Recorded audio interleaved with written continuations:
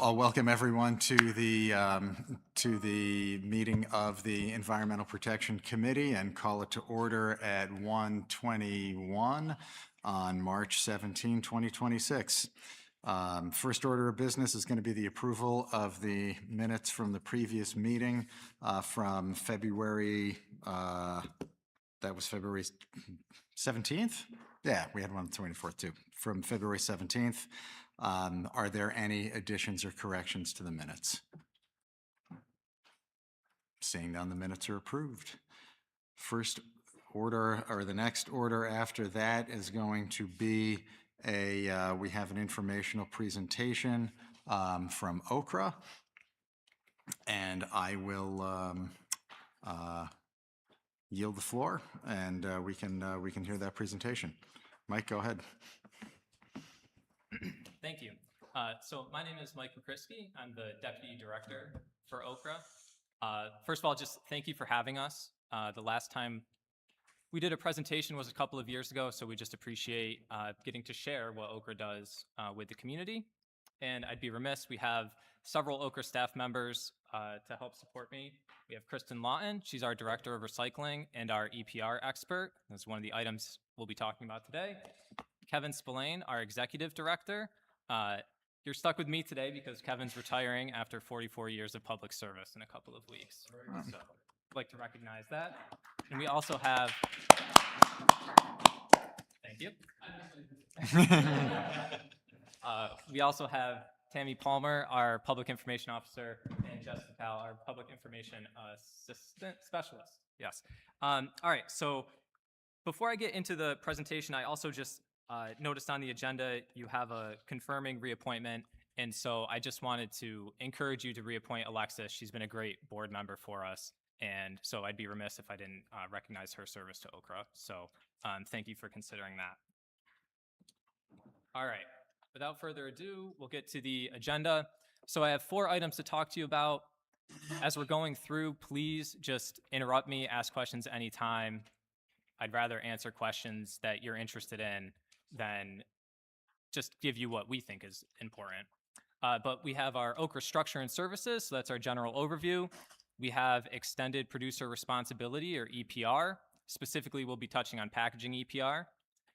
We'll be giving you an update on our Lake Creek campus. We have a really exciting construction project going on, and an update on our recycling law. Specifically, I want to talk to you a little bit about flow control.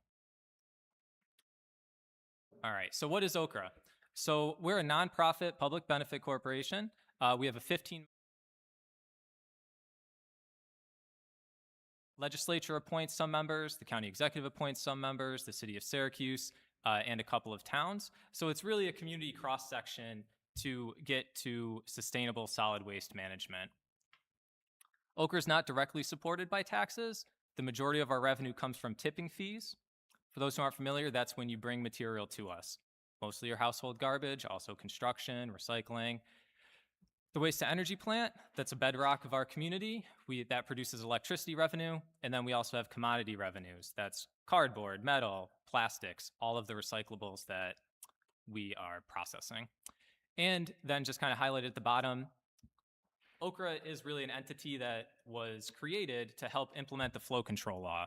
So the MSW, municipal solid waste, the trash in our community is flow controlled. That means by law, the legislature has directed that material to Okra, and that's what allows us to continue reinvestment and provide outlets for this material, whether we're processing it at the waste-to-energy plant, whether we're transferring it to a landfill, or for recyclables, managing it in some other way. Our mission, so we want to have a comprehensive solid waste management. This basically means anything that's in your house, you may ask Okra, what do I do with it when it's time to get rid of it? So that's what we're really helping with. We also have a robust compost program, and we'll touch on that as we go through. Some of our operations, and let's see if the laser pointer works a little bit. So this is what Okra operates. We operate the Rock Cut Road Transfer Station, the waste-to-energy plant. We have a contractor who operates that for us, and we manage that contract. We have the Amboy compost facility. Lake Creek, we'll talk about how we rebuild. And then the hauling, that's what Okra employees haul. So after trash goes through the waste-to-energy plant, we're hauling that ash to a landfill for beneficial use, and then bypass. There's certain wastes that cannot be processed at the waste energy plant. Okra hauls those as well to regional landfills. But there's a lot more to Okra than just what our employees do as far as operations. We also have relationships with several entities in the community. The most important is our agreement with the county. So the county has entrusted Okra and hired Okra dating back to 1990 to implement your solid waste management plan. So every 10 years, the county kind of gets together, and Okra certainly helps. And a lot of times we follow some of the state recommendations, and we come up with how are we going to manage solid waste in our community. And once that plan is established, the county, like I said, has entrusted Okra to carry that out. And we do that in a number of ways. We have the waste energy facility. We have contracts with local haulers, contracts with the material recovery facility. That's where your recyclables go. And there's a lot of recycling outside the bin. Film plastics you can take to Wegmans, can be recycled. Textiles you can take to Salvation Army. Batteries, various places, but also battery bins at Wegmans. And household hazardous waste with Miller Environmental, a key partner, to get rid of some of that more hazardous material you might have in your house. So really, we try to help with everything so that when you need to get rid of something, we're there for you. All right. This is a little busy slide, but it's just kind of a flow chart of what happens. Yes, sir. Sure.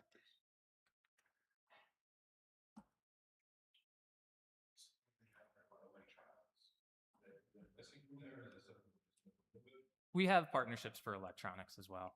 I ran out of room on the slide to deal with everything. But yes, there's partnerships for electronics as well. And there's actually electronics EPR is being expanded in New York State. So Okra doesn't have to manage that quite as closely as we did in the past. Yes. All right. I won't go through this full flow chart because especially without the pointer, it's a little tough to see. But on the left-hand side, those are the different materials that you might have in your house. And it kind of shows where it goes. So I'll just kind of focus on the top one there. The recycling, that's curbside and commercial. That goes over to the MRF, the material recovery facility, and then to the right-hand side goes into the recycling markets. So that's everything you're able to put in your formerly blue bin, now hopefully recycling cart in most communities. And then the third one down, your household trash, that's curbside trash that's going to the waste energy facility. And then you can kind of see it turns into ash, and the ash is used as daily cover at the landfill. So I know it's busy, but I just wanted to include it so if you reference later, you can kind of get an idea of the scope of material that we're handling. All right. So any conversation of Okra really starts with our waste to energy facility. Most of you know it if you drive by right on Rock Cut Road. It has over a 30-year operating record. And right now we're in the middle of a 20-year agreement with the operator Reworld. So this is where your MSW is primarily flow controlled to. In 2015, we invested over $15 million in upgrades to keep the plant operating. And it has lots of benefits as compared to landfilling. So we are a waste to energy community. The community made that choice. The city and county and the towns got together in the 1990s and decided this was going to be the way we were going to manage waste. And like I said, our contract runs through 2035. One of the main benefits of having a local disposal capacity at the waste energy facility is your waste is only traveling less than 20 miles on average to get to the facility. Whereas if you're landfilling it, you'd be trucking that likely to a regional landfill over an hour away, 2 hours in some cases. Okay, so that's really important. And some of the benefits here, the electricity can power over 30,000 homes. You have a 90% volume reduction in waste, and almost 4% of the waste is recovered as metal. And that's just ancillary metal that's in people's household trash that would not be recovered otherwise. Other communities, that goes to the landfill. All right, and then overall, it's about 3/4 of a ton of CO2 equivalent reduction in avoidance by going to a waste energy facility compared to landfilling. So I just like to kind of point that out that we aren't opposed to landfilling. Every kind of comprehensive solid waste system does have a spot for landfilling, but we're primarily focused on waste to energy, and we love the greenhouse gas avoidance. Just like to highlight that. Any questions on waste to energy before we take a couple of minutes on organics? If you could just go back to that slide Yeah. 1 second. So it reduces the CO2 by, Compared to landfilling. Compared. Yep. and I don't know, as a layperson, can you explain that to me in terms of like how that works? Sure. So there's a couple of main benefits. One, I throw in a landfill. Although they're doing their best to follow all the environmental regulations, what you get is methane coming out of that, which is a more warming gas. Mhm. So when the engineers do all the conversion, this is our CO2 equivalent that we're saving by going to the waste energy facility. I was going to ask a follow-up, but I think it's more complicated. I find the science of it fascinating. Though. Yeah, I hope no, that's great. We can Thank always you. take questions as long as you want offline too. Of course. Thank you. All right, so this is our Amphoy compost facility, and the county was instrumental in helping fund this facility and get this running back in 2011. At the time, it was the largest municipal compost facility in the state.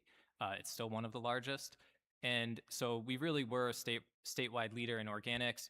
And what I like about this picture too, and what makes it interesting to me, is on the left-hand side, you see those empty bays. There's kind of those channels running through them. That's because it's an aerated stack. So behind the concrete, there's a fan blowing up. It blows air up into those piles, and you can actually produce the compost much faster. It'll break down the food, and you can get a higher throughput and a better breakdown and more consistent material. So we're an aerated stack compost facility. Because it's one of the largest in your state, we only accept material in Onondaga County, outside also. We primarily accept Onondaga County material, but food waste and separated organics is one of those items that is not flow controlled. So we have a tipping fee for it, and if it is outside the county, but we have space for it, we can accept it. But primarily, we're in county. We have a couple really good partnerships. One is with the Food Bank of Central New York, so all the food that they're not able to reuse comes to us, and we compost that. So it's really circular. And that compost gets some of that anyway gets resold, correct? Yep, I was going to say, I think I've seen that for. Yep. And then we have used that resell the before. compost. Yep. And again, that's primarily in county, but we do have a broker that helps us disperse some of that when we have extra material outside the county as well. One of the projects, this was a couple years ago, but we use this photo a lot because it just is so striking how vibrant the compost can be. We supplied the compost for the Onondaga Lake restoration a few years ago, and that took up a couple years worth of production, was all around the lake. And that's just one example. Environmental remediation is one of the best uses for our compost. You can see some of the benefits there. I won't read them to you. All right. Anything else on compost? No, this is great. I know I tipped my hand earlier about because when I was at the doors, there was someone. I was over in Lakeland, and he was. Is this the location in Camillus? Yes. Okay.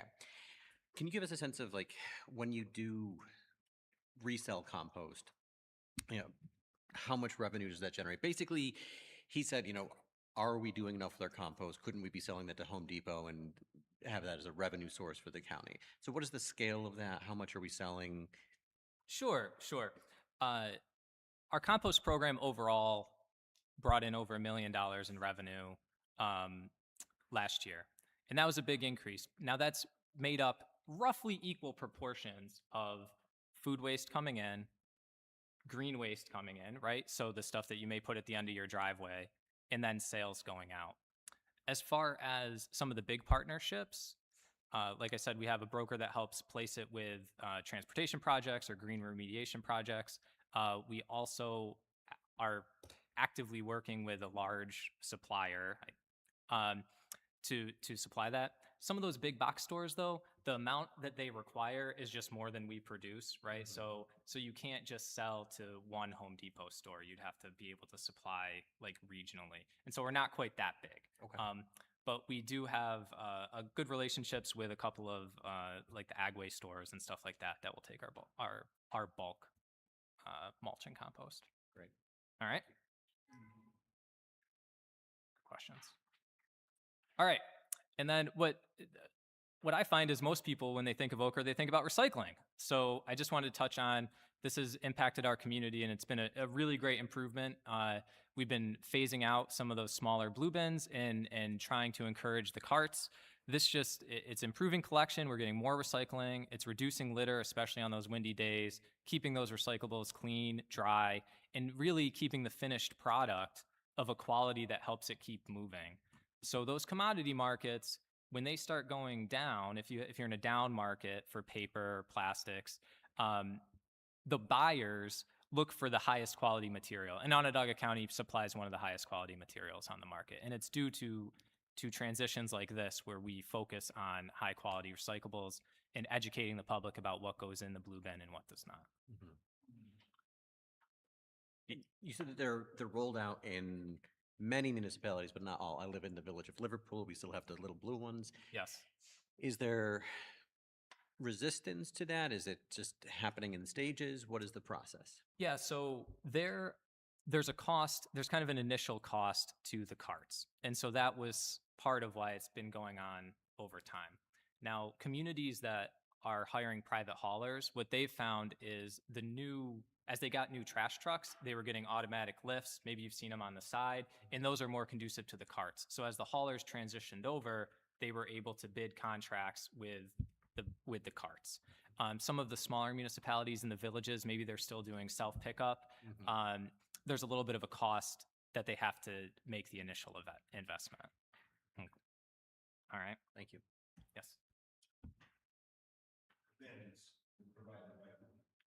The bins were provided by Okra through a grant with the state. Those are paid for by Okra. They're not available anymore. We've run out of. We went through our inventory of bins, and we've not been purchasing more bins. So if a new resident moves into the town collects no garbage. Correct. They would have to purchase a recycling bin now. Yes, typically the municipalities are providing either the bins or the carts, whatever they're deciding how they want to do collection. In my district, they're providing nothing. So if someone new moves in and they called me with a question, I'd have to say, it's always been call Okra, Yep.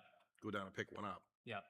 And I've never heard anything different than that until now. Yeah. So now my answer can't be that. My No. answer has to be go to Home Depot and buy a bin. Yes. Ideally, we would encourage the municipalities to be providing those so you can brand them, or the hauler. You have to remind me, is Clay like you pick your own hauler, or No. you have a private hauler Private haul running? for all the residents. Yes. So typically the private hauler will provide a bin when they renew the contract. So they'll either be providing the bins or the carts. So in Clay's case with a private hauler, I would recommend that they call the private hauler, and we're expecting them to provide the bin because they're providing the recycling service. But the municipality can decide. If the municipality would like to provide the bins, they can do that. But we're recommending that it goes through the haulers. Okay, thank you. All right. As you're transitioning from the bins to the haulers, are you? I assume that's basically in conjunction with a lot of the transition on the part of private haulers to that style of container. Yes, Is that- yes. I mean, that It's looks really more- in yeah. most cases it is compatible. There are a couple of haulers who have not kind of renewed their fleet for that yet, but the largest ones have all transitioned over.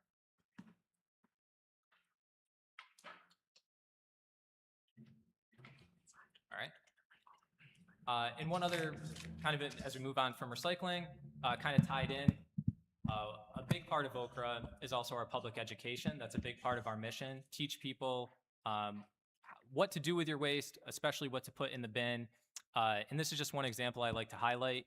This is Okra in the classroom. There's a series of videos. They've all been professionally produced. And it just kind of helps teach kids. We can go and present to a specific classroom. Just teaches them about all the different aspects that I'm talking about to you today. And so you can also find us on our YouTube page, and then I'll shamelessly plug all of our other socials at the end as well. We gotta get you guys some views. Yeah, let's go. We're always looking for subscribers. All right. This kind of ends my part about a general Okra overview. So if there are any other questions, otherwise I'm going to move on to EPR. Actually, could I go back a kind of a ways? I think it was on the first slide. Sure. You don't have to go back there. It's Yeah. okay. I just wanted to ask about tipping fees. Could you get into that in a little bit more detail? Who sets them? Are you finding they're appropriate? How much revenue does that generate? I don't want to put you on the spot with too many numerical questions off the top of your head, but if you can give us a little more detail on that. Yeah, no, sure, I'd love to. So Okra's budget is adopted by the board of directors. We're a calendar year budget, so we generally adopt it in October of the year prior. And so tipping fees is something that's reviewed every year. Tipping fees provide about 80% of Okra's revenue, and we're about a $46 million budget for 2026. So I'll leave you with I'll let you do the math on it. Budget again? About $46 million revenue. All right. So the tipping fees, one of the key things, and so just so you know, I was a business officer before I was the deputy director, so the budgeting is near and dear to my heart. I'm a CPA, and so I'm happy to take all the financial questions. But what Okra's strategy has been, and this has been our board strategy over many years, is to try to absorb any of the shock that commodity markets may present the community. So instead of, hey, fiber markets went terrible and recycling costs a lot, so we're going to jack the fee this year, and then next year it goes down. They've tried to provide just a steady incremental increase over time so that it's stable, 2 to 3% increase per year. And so our tipping fees are appropriate. The board reviews that. Modest increases. If you look at our tipping fee history, you'll basically just see a gently sloping graph. What that means is some years Okra has loses money, quite frankly, because we're trying not to just pocket money. And some years we have good years, particularly if the electricity rate is high. The plant may produce more electricity revenue than we were expecting.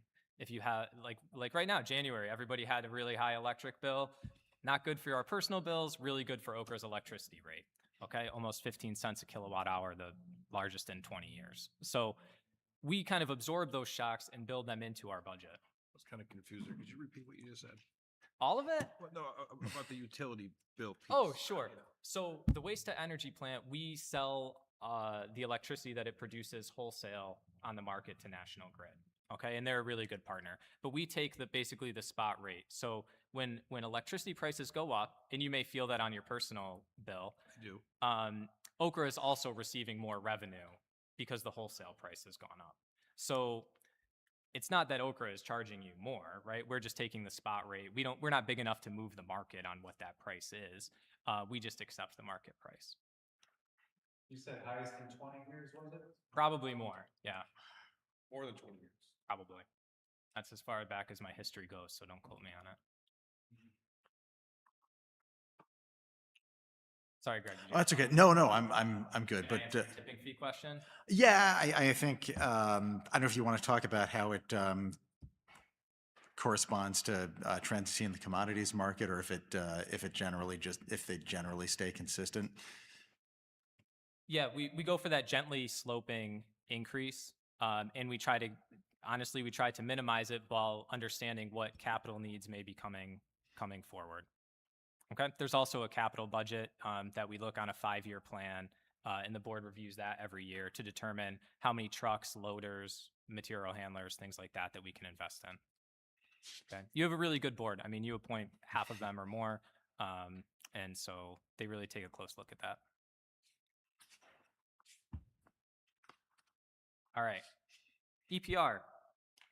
So for those that might not be familiar, just a really basic definition: extended producer responsibility. So all of the EPR bills, and there's several of them, they basically are trying to use financial incentives to encourage manufacturers to design more environmentally friendly products. And this helps create a circular economy. It's going to create a standard supply of that material, whatever they are creating for that particular product. And then other producers know, hey, there's a set of this material that's coming, and I can build it into my stream and my product stream, and creates demand for those materials. Do your state have any bill right now? They do for packaging. We're going to talk about that a little bit. No, you're fine. You're fine. You can jump ahead. We can jump ahead. These are just some successful EPR programs in New York State. So EPR is not really a new concept. It's more of an umbrella term. And currently you have successful programs in New York State for all of these items: electronics, rechargeable batteries, pharmaceuticals, paint, tires, film, plastics. And they're all successful, and they all really hit a lot of the tenets of EPR, which is the manufacturers or the users are paying a small fee so that these are managed sustainably. The one that you're here to talk about today, and I kind of saw the draft resolution, is packaging EPR. So this is similar. There's 7 states with packaging EPR laws that have been passed so far, and now New York State is obviously considering it. All right, so that's the group that you're in with. And then some of the goals for this packaging EPR, and these are the goals from Okra's point of view and what Okra likes to see in a good EPR bill. I will say there's been several versions of this packaging EPR. Some have hit more components better than other components. Some are stronger or weaker on one side or the other. But these are really what I would encourage you to look for when you're deciding whether to support these bills. One, is it going to reduce waste? Is the end result going to reduce waste? That's better for the environment all around. Is it going to incentivize producers to redesign their packaging, in packaging case? Is it going to incentivize producers to design something for recyclability? What you have in a single-use economy is people design the cheapest thing, they don't care what happens to it, and then it's the local government's problem to deal with at the end of its life. And so EPR is trying to change that. If we can get good designs up front, we can be more sustainable on the back end. Good EPR should shift some financial and operational responsibility, not asking for all of it, but at least some of it, from taxpayers and end users and entities like Okra back to the producers. And I realize it kind of gets passed through to the customers. I understand the economics of it. But the point is that the producers have some skin in the game to produce a product that can be either recycled or reused. And then ideally, you're getting some funding for recycling education and infrastructure to deal with whatever market you're creating, right? So if you're going to deal with paint, then you need to have some funding to develop these paint recyclers or even collection locations on a small scale. All right. You referenced 7 states that have these packaging EPR programs. Could you tell me a rough timeline, like how old are these entities to begin with? Kristen, can I phone a friend? Hi, I'm Kristen Lawton, the Director of Recycling at Okra. So each of them are all a little bit different. Most of them are pretty nascent. In fact, some of them are still in the rulemaking phase. So this is a relatively new thing for most states. I would say within the last five years or so, most of them are kind of a new thing. So Have these states been studied in terms of, like we reference, shifting costs, how much of those fall on producers versus consumers, et cetera? So one of the big questions about EPR, particularly for packaging, is how much will it impact residents on their, on their day-to-day billing, right? Which is a huge concern of everyone in general. There have been several studies, and I'd be happy to share some with you all, that really look at what this does is it spreads that cost out over an entire product line of every producer. So ultimately, that if there is any cost to a resident, it is extremely minimal, right? Because when you look at how much it might cost for one product in Coke's entire lineup, right? People buy all different things. And so it's really spread out across the board. So it's a relatively minimal impact is what we see, frankly, in places in Europe that have been doing this for a very long time. So we can give you some examples if you'd like to learn more. Yeah.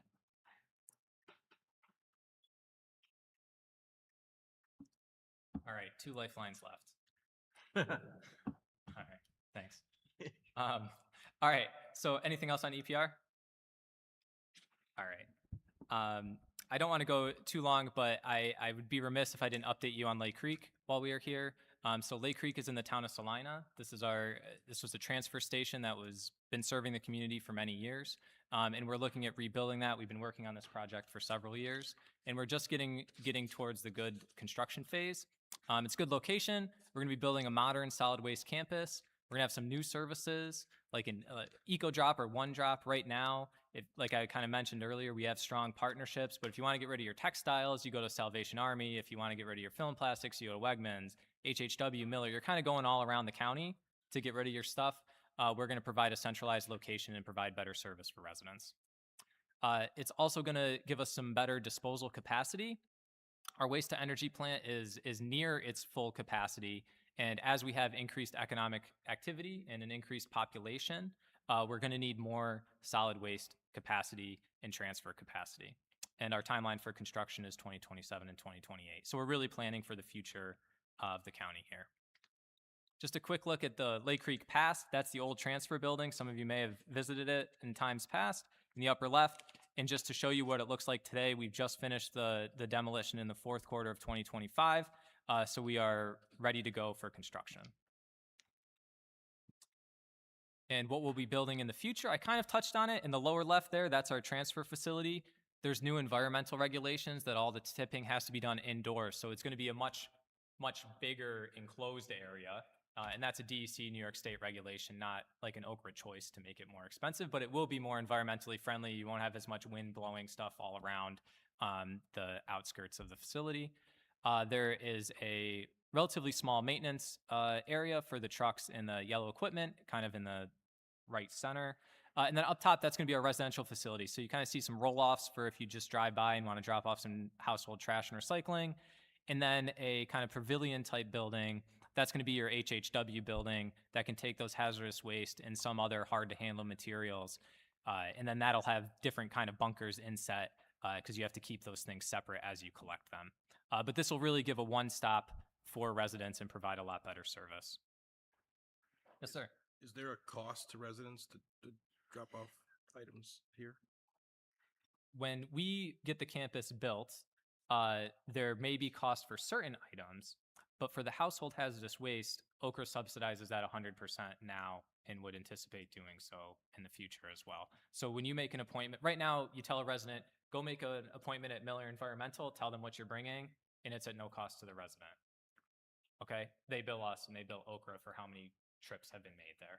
So most of the items like that will be able to take at no cost. But some of the items like the trash that we bill for now, we do have a small fee for TVs or white goods.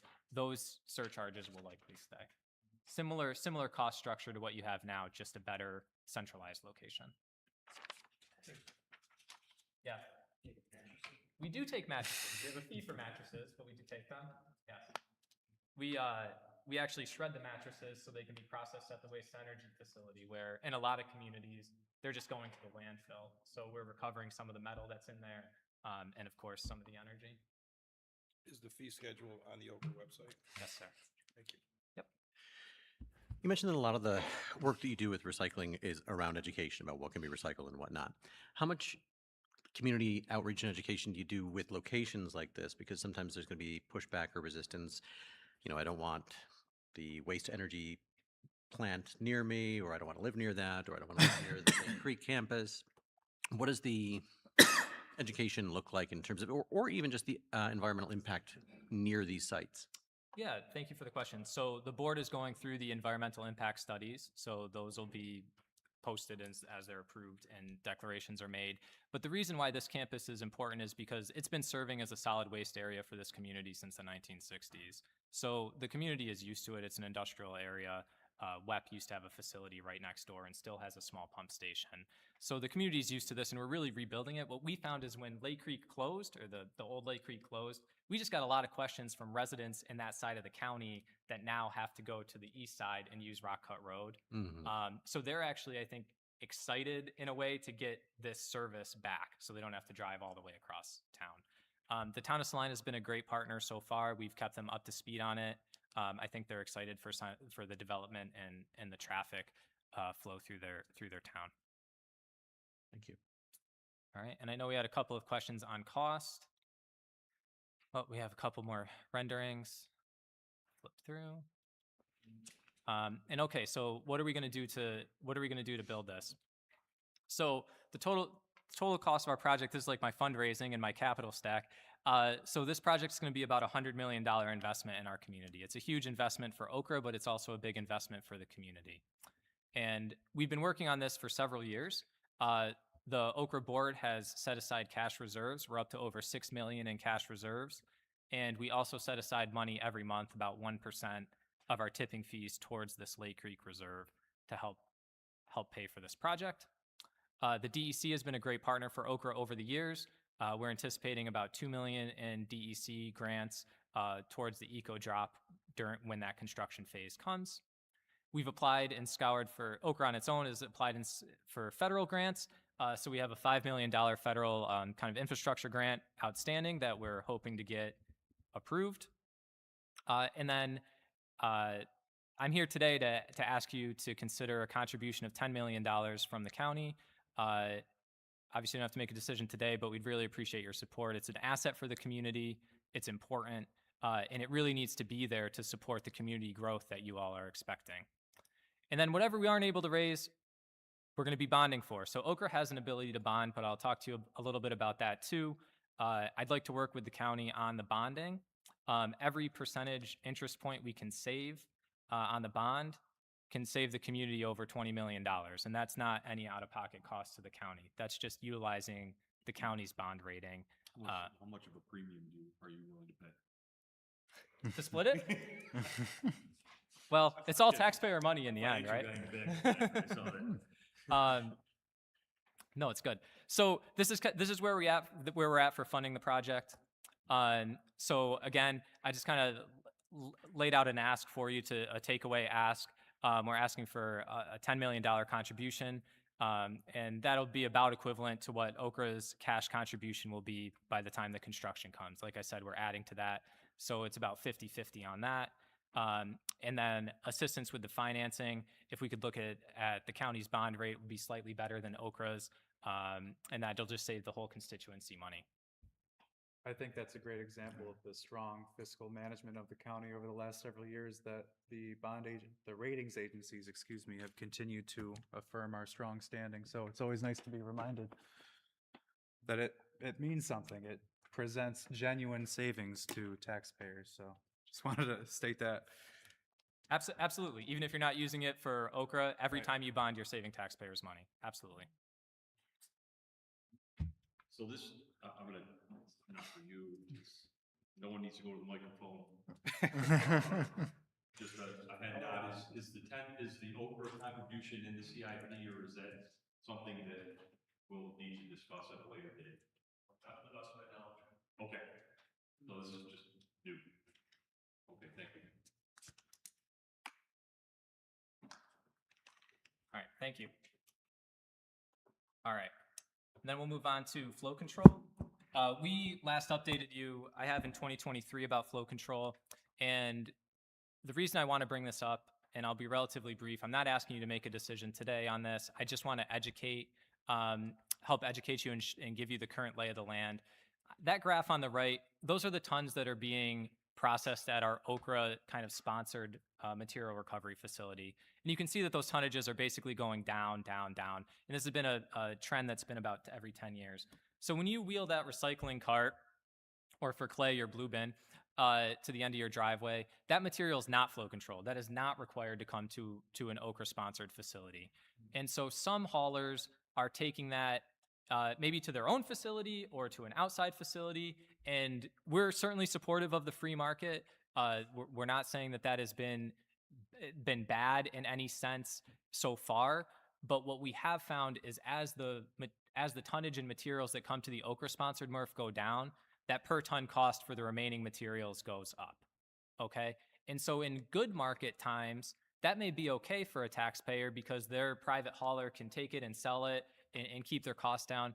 But when the commodity markets go down, and eventually they will, the haulers will be coming back to Okra to give us the material when it's more expensive to get rid of. So really, the public's taking on the risk of recycling without reaping the reward in some of those high markets. That's really what's going on.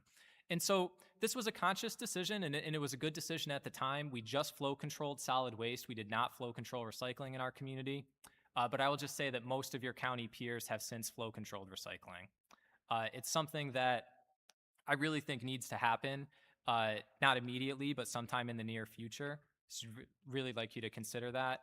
And with the Lake Creek campus, we'll have an opportunity and a place to flow control. So one of the reasons that recycling was not flow controlled is you have to have a government facility or a government interest facility. You can't flow control to a private facility. You have to flow control to a government facility. And the county did not have one when Okra was created, but the Lake Creek campus and expansion will provide you the opportunity to do that. So, yes. How do the, But when you don't have flow control for recycling, some of your larger haulers will have a competitive advantage on handling the recycling. because of their investments in Would- recycling yeah, or their capabilities? general size, yes. Yeah, Yep. yeah, Yep. okay. Absolutely. I'm Thank not. I'm not saying do this tomorrow and flick the switch and you ruin some of those investments. I would like you to consider it and think about a delayed implementation so that some haulers who may have invested time and money into it can get some payback on what they did. But you have a system that is deteriorating. And if you lose control of it overall, I mean, this is just the risk. Once you lose control of it overall, we can't guarantee that those recyclables have a spot to go. And I think that is really a problem for the community. So that's what we're trying to do. Always been a dilemma. Absolutely. Absolutely. I just had a question because I'm looking at the chart, but just, clarification. You were mentioning revenue earlier, so we're looking at the chart. Are you processing less but making more? Processing less and paying more. Yeah. We're actually doing both. So for recyclables, it's kind of a mixed structure, but basically we pay a base processing fee to the private MRF, Yes. okay? And then we get back a rebate depending on what the commodity markets are, right? So when commodity markets are good, your net cost is lower, but when commodity markets go down, especially fiber, your net cost is higher. So it does kind of go like this. But in general, overall, your cost per ton is going up because you're processing less tons. And at the end of the day, we're funding that recycling equipment that's there. Okay, thank you for clarifying. that. Yep. All right, and I'll just leave you with some of the flow control benefits. This is for solid waste and recycling. Obviously, we're talking about recycling, but it's just my kind of last plug for solid waste flow control in general. Consistent volumes, you can have a more consistent tipping fee. I've talked about that. It allows reinvestment in infrastructure, recycling or otherwise. It would also ensure for recycling specifically that materials are recycled, or for solid waste that materials are handled in the most environmentally friendly way. Once haulers take that out of the community, we don't know what happens. The recyclables that go to our MRF, we can tell you where that end product was sold to. It encourages hauler competition, and I'll just say I think that flow control has been a successful model for solid waste for over 30 years in our community, and so we thank you for your support overall in that. And then I will basically leave you with that. I certainly can take questions, but I would also just plug our public information officer, Tammy, one more time. So if you have questions, contact us there. And then you can find us on Facebook, LinkedIn, Nextdoor, YouTube, and Instagram, and I'm sure more to come. Wow. Thank you. You don't have a TikTok Right. channel yet? No TikTok yet. If you share these slides with us, so we can refer back to it. Terrific. Can we look at that last slide again too? I just want to benefits, hauler competition. Thank you. You can put it back to the fun social. slide? Yeah, Yeah. yeah, absolutely. I don't want anyone to miss out on that.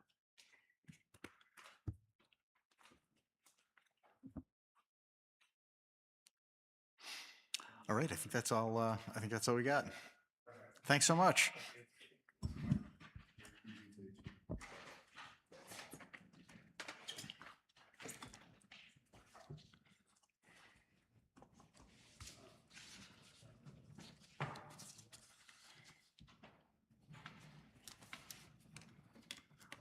All right, next item up, I believe we have the reappointment to Okra of Alexis Rodriguez, whose resume is in today's packet.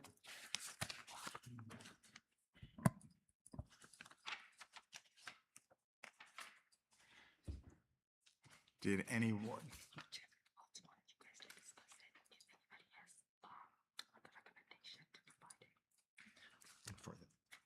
Okay. Did anyone have any other names, recommendations? Has anyone gotten any other potential recommendations or names for this appointment? Or are we comfortable moving forward?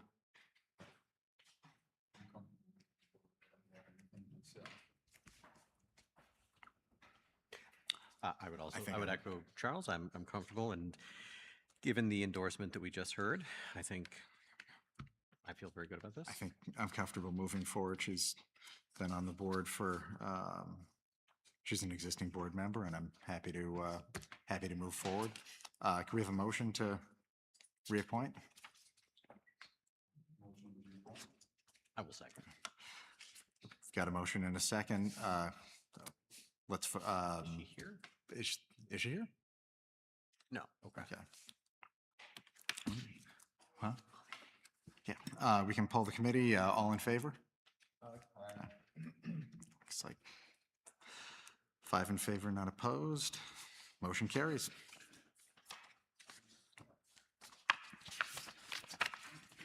All right, the next item is the memorializing resolution regarding the packaging reduction and recycling infrastructure item that, that we heard as part of the presentation this afternoon. I can open it up for discussion. If there's more information that we'd be looking for, this is just encouraging New York State to adopt this legislation. We're not under the gun here or anything like that. So if, I'm happy to open it up for discussion. I don't know that we probably do not need to vote today. If there's more information folks would be interested in having to help them make a decision. If people are comfortable voting on it today, I'm fine with that too, but I'll just open it up for general discussion. At the February meeting of our committee, Leader Hernandez stated that this body would not offer ceremonial memorializing resolutions. Does this resolution pertain to existing state law? It pertains to an existing, to a bill that's in front of the state. It's not been provided to us? That is, no, I'm happy to, that's pretty easy to do. Does this resolution involve an opt-in or a pass-through to any existing state law or the proposed bill? I do not believe it does. This is just a statement in favor of a proposed bill. So if we pass this today, or at our April session rather, this doesn't change state law, correct? Well, we can't do that. Okay, that's good to hear. I mean, based on the answers to these questions, how can anybody argue that this is anything but a ceremonial memorializing resolution? Are we not in favor of Leader Hernandez's proposed standard? I just want to know what the standard is going forward. I wonder, Leader May, could you speak to that? Was there an agreement that, like, if it was supported bipartisan by the leaders, that's how it would come forward, or what is your understanding? There's no agreement. At this point, the only thing that's really happened is that we broke recent tradition. That's not to say it's right or it's wrong, but we broke recent tradition with a recent memorializing or ceremonial resolution, non-binding resolution. And that's opened a can of worms to vote up or down anything we feel like doing, whether it's relevant or not. Now, one thing is for certain, and I think it's always important for this body to distinguish, is whether or not, and Legislator Kelly kind of touched on a little bit, if it's a home rule requirement, if the legislature needs our endorsement via vote, then it's something we need to do. It may be referred to as a memorializing resolution, but it's not. It requires legislative action by us to take advantage or be a part of something that the state is doing. So would that be the example of that being the hunting resolution that we ratified? That was required. Yeah. Okay. Whereas I think the question Legislator Kelly is asking is that, is this opting into, or is this simply us giving a thumbs up to the effort? My understanding is this would be giving a thumbs up to the effort.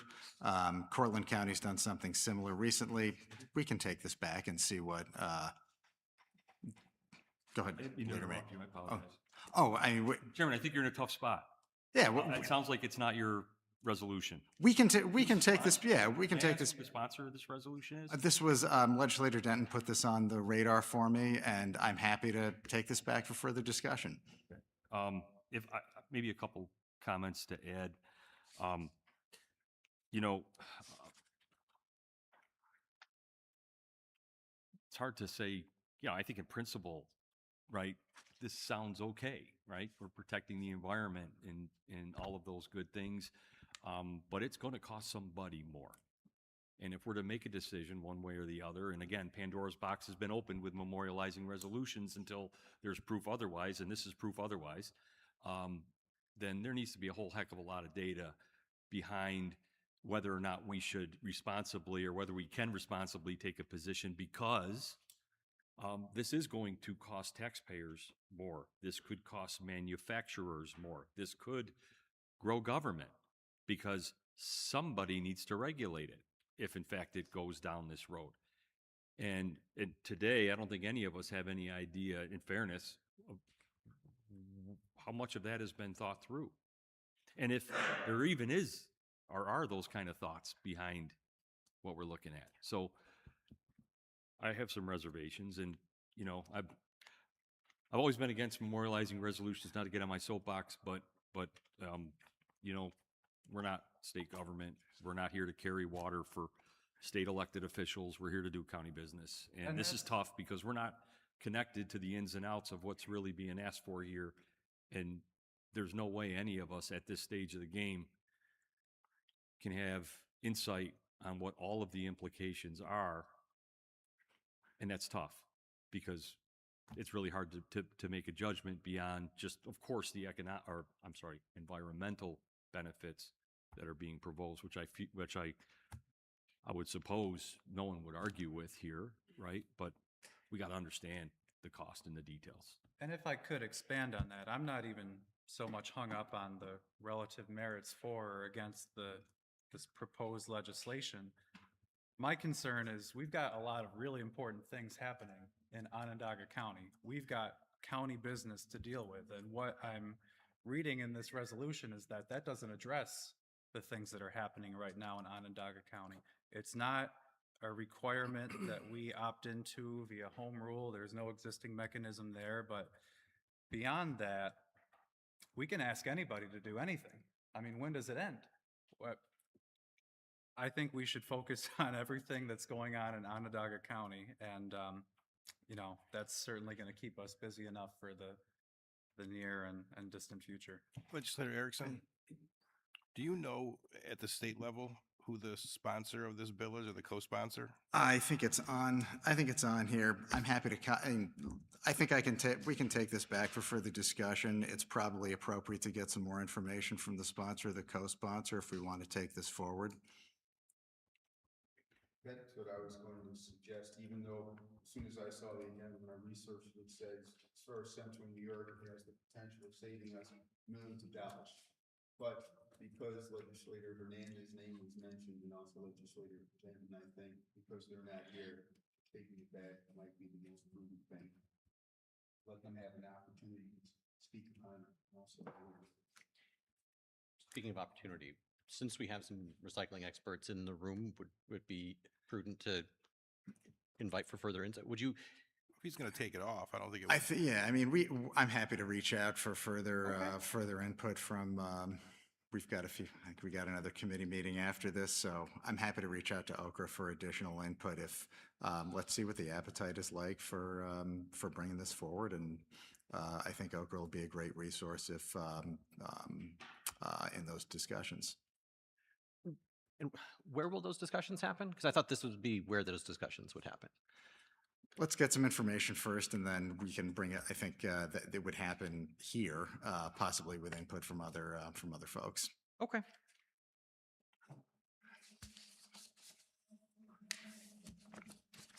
You need a motion to remove it? I don't think we need a motion to. If we're not doing anything with this, I don't think we need a motion to. I will move it to. Where we're removing it to? Yeah, I don't think there's nowhere to move it. We'll just take it off the. I don't know exactly what I'm moving. Right. We don't want to. I don't want to. I'm not going to encumber a future agenda either. So I think we can decide next month whether or not. Yeah, we just don't take a vote. And we'll decide whether or not to, when to take up further discussions. All right, next up, we've got a couple of appointments to the Onondaga County Soil and Water Conservation Board.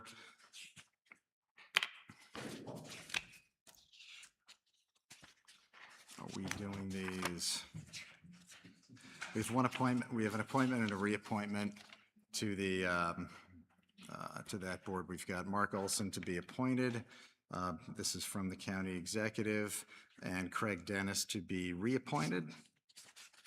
Move it. I think we had, well, we had someone from the county, I don't think this is going to be terribly controversial. We had someone from the county exec's office to, do you want to? He came all the way over here.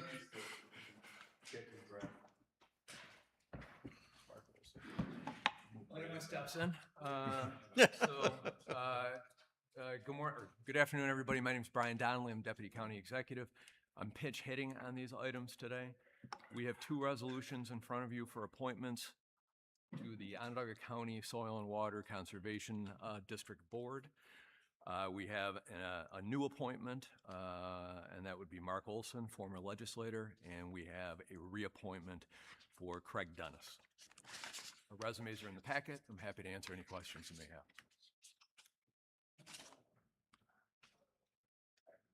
I mean, yeah. What's this I don't Mark have- Olson guy all about? What's his deal? Hey, look, a deer. What's his deal? I don't think, my only question is if anyone's got a motion. I'll make the motion. Do we have a second? I'll second. All right. This is, why don't we go one at a time, if that makes more, Clerk Adams, does that make sense to go one at a time? Okay. So that's a motion for Mark Adams' appointment. We'll take a vote. All in favor? I'm sorry, Mark Olson's appointment. We can take a vote. All in favor? Aye. Motion carries. Next up, for the reappointment of Craig Dennis, do we have a motion? I'll make that motion. I met Craig, or I'm on that board. Do we have a second? All right. Motion made and seconded. Poll the committee. All in favor? Aye. Aye. Motion carries. All right, and the second appointment is a reappointment for Carlton Conklin. I actually had to ask a question before this of why they were separate resolutions. This one is actually part of the makeup of the board. One of the appointments is a recommendation from the Farm Bureau and has to be handled through separate resolution.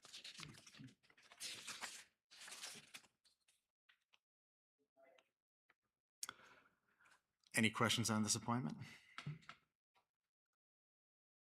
Do we have a motion? Do we have a second? For the Fish and Wild, we've got one for the Fish and Wildlife Board and a couple for the Environmental, for the Deer and Tick Management Committee. I will reach out to Legislator Hernandez about the Wildlife Advisory Board, but if anyone has any, here's of any names or any interest in those two, please feel free to pass that along. And certainly if you've heard some names, let me know.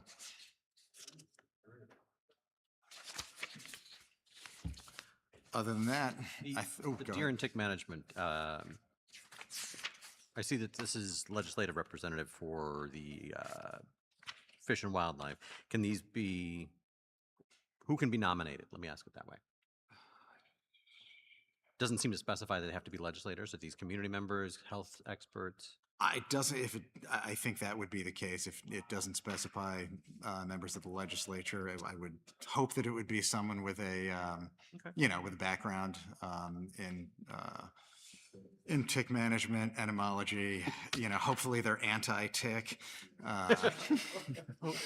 We don't want the pro-tick lobby. There's a big pro-tick lobby we need to be worried about, but.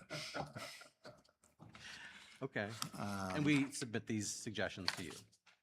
Yes, I think we can, I would assume we should copy Clerk Adams and Chairwoman Watts, but I think that'd be the chain of command. Very good. Thank you. All right, I think that's all I have. Do we get a motion to adjourn? Second. All right.